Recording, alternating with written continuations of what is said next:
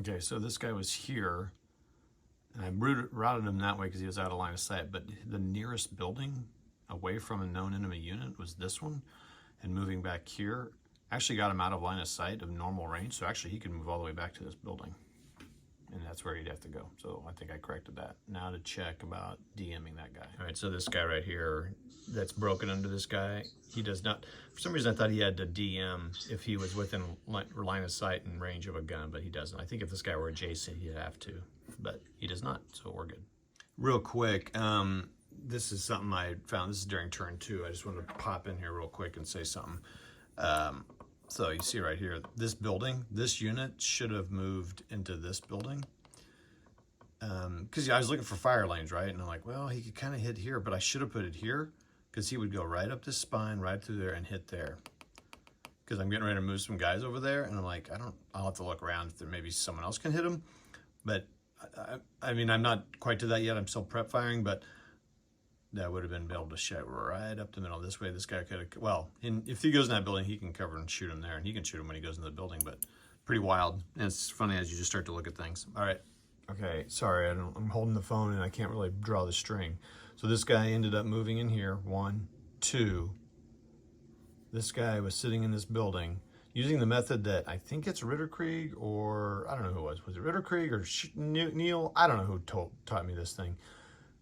But I moved here. I should have done this before I did it, but I did the old line of sight check where you go. So he's here, this guy's here. Is that open there? Is that open line of sight? So I just went 1, 1, and then looked.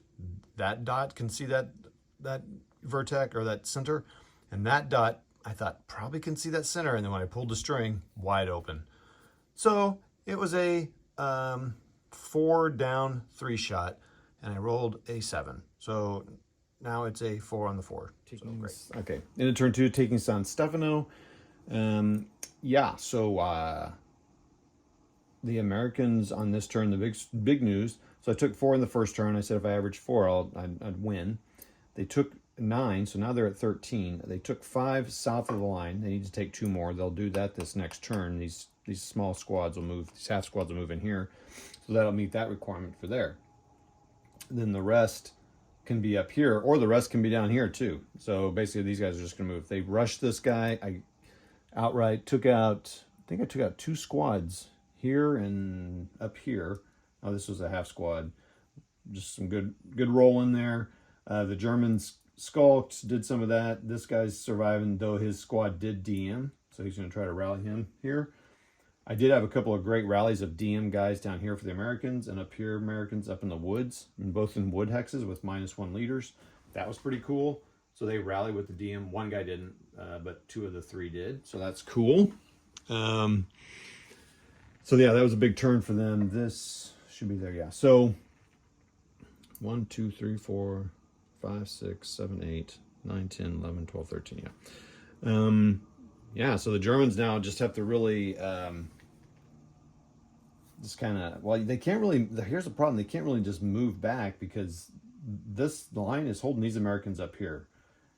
A lot of fire. If this guy doesn't rally, then that's going to make a huge difference. And that'll happen at the beginning of the American turn here, so that'll be huge. But maybe this crew... Oh, I've had also 2 Americans go down to green, so that's bad. So they only get 3 movement. And I think that's all in this one that really matters. They get 3 movement. Their portage capacity probably is down or something, but that doesn't matter. Or weapon fire is down too, but it doesn't matter in this scenario because there are no guns. I'm usually not great on the attack, but this seems very favorable to the Americans. I think if you see Hex to Hex, he's playing this too. Go check him out. I think he's having similar luck. I think he said his Germans aren't doing as good up here. But the modifier for the Germans is that you can choose the board edge that your reinforcements come in. So they get their last reinforcements come in now for the Germans in the German turn. They enter on turn 3, and you'll roll a dice to see where they come in. The balance would be, so they could come in way down here. So that would be interesting, actually. But the Americans will take these 2 buildings. But the Germans get to decide where they come in if I use the battle modifier, and I may use that if I played this scenario again, because, like, I don't know. They really need their help up here. But if they'd been down here, they could have been slowing the Americans down from getting these 7 buildings. So I don't know. It's interesting. The American modifier is the turn 2 reinforcements. These guys would have appeared on turn 1 instead.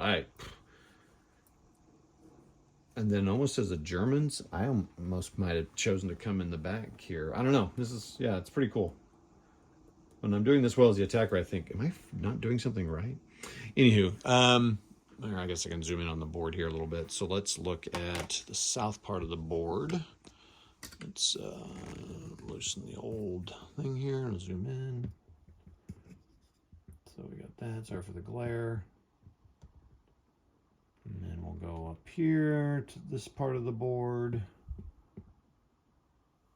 Yeah, we're having a good time with the starter kit. But I'll tell you what, oh man, these boards are wide open. I am getting shots. I'm like, that's a shot? And yeah, you can just sneak through all kinds of shots on these guys. The Americans have suffered that because they're moving. And like, you know, the Germans have also could have suffered it. Oh yeah, start bringing this German down here. Oh, I start bringing this German down here. Let's zoom out a little bit. Because I thought he could maybe cover the Americans trying to come across this way. I don't know if that's a good idea. I don't know if I needed to push him up here instead. But I thought, well, maybe I can help these guys, and maybe I should have moved this German down here. But he can fire on these guys moving up. Because yeah, if they take these 2 buildings, they've got the 7. In which case, I might bring the Germans up here to take that. We'll see. I don't know. Well, that'll be fun to see what happens. I'm going to have to start doing like what Jeff does, do some rolling of dice for some of the op fire and things like that, just to kind of make it a little bit more to chance and stuff. So since I kind of know what's going on, you know, with each plan. So, all right, that's that. We'll see you. Bye. Oh boy. The no longer playing pile is adding up for both sides, but looking good for the Americans. I think we might be the goodies.